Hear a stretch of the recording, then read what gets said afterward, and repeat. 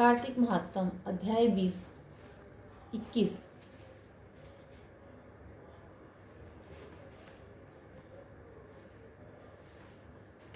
पूजा शुरू करने से पहले अपने गुरु महाराज जी का ध्यान करेंगे। हाथ में फूल और चावल ले लेंगे। गुरुर् ब्रह्मा गुरुर्विष्णु गुरुर्देवो महेश्वरा गुरुर् साक्षात् परब्रह्म तस्मै श्री गुरुवे नमः। अब गणेश जी का ध्यान करते हुए उनकी कथा का श्रवण करेंगे। बोले गणेश जी महाराज की जय।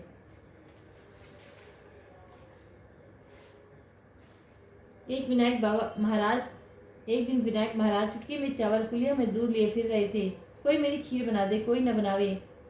जरा से दूध चावल की कैसे खीर बने। एक बुढ़िया बोली, ला बेटा मैं बना दूं। बुढ़िया बाहर जाने लगी तो बोले, कहाँ जा रही हूँ बेटा, बर्तन मांग के लाऊं। बोले, देख तो तेरे घर में। अंदर देखा दूध का टोकना भरा है, चावल की परात भरी है। चूल्हा जला के खीर बनाई। खीर निकलने लगी। बहू ने कटोरा भर के किवाड़ के पीछे विनायक बाबा का चीटा लगा के खा ली। जब सारी खीर बन गई, बुढ़िया बोली, क्या बेटा जिमले। बोले, मैंने तो खा ली। बोले, तैने कब खाई। जब तेरी बहू ने खाई।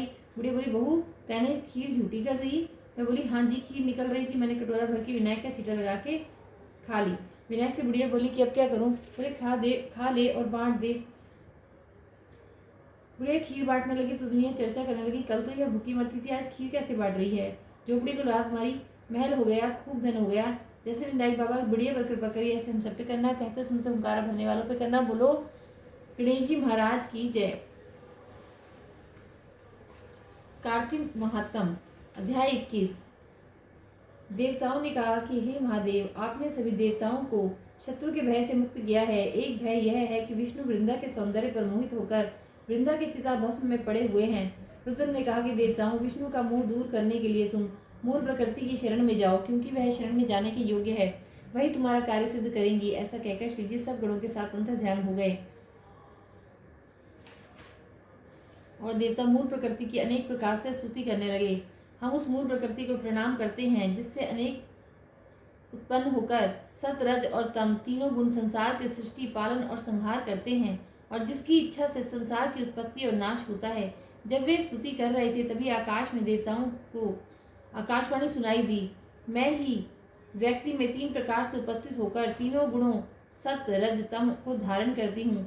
गौरी, लक्ष्मी और सरस्वती तथा इनके तीनों गुण मुझ में ही वास करते हैं। देवताओं, आप यहाँ जाएं, जहाँ गौरी, लक्ष्मी, सरस्वती रूप आपका कार्य संपन्न करेंगी। उन देवताओं ने उस आकाशवाणी को सुना, तभी वह तेज समूह अदृश्य हो गया। उस वाक्य से प्रेरणा पाकर सब देवताओं ने गौरी, लक्ष्मी और सरस्वती की भक्ति में स्तुति की।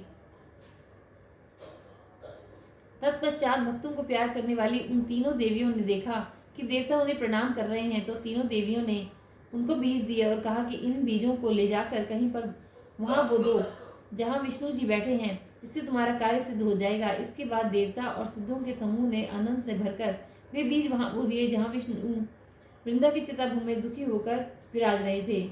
यह हमने सत्य वाक्य का महात्म्य में कहा है। इसका पाठ जो कोई भी मन लगाकर सुनेगा और करेगा, उसको कभी विघ्न बाधाएं नहीं सताएंगी। जो पुत्रहीन नर नारी इसे सुनेंगे या पढ़ेंगे, उन्हें पुत्र की प्राप्ति होगी। वह सर्व सुखदायक और महेश जी को भी आनंददायक है। पूरे कार्तिक के ठाकुर की जय।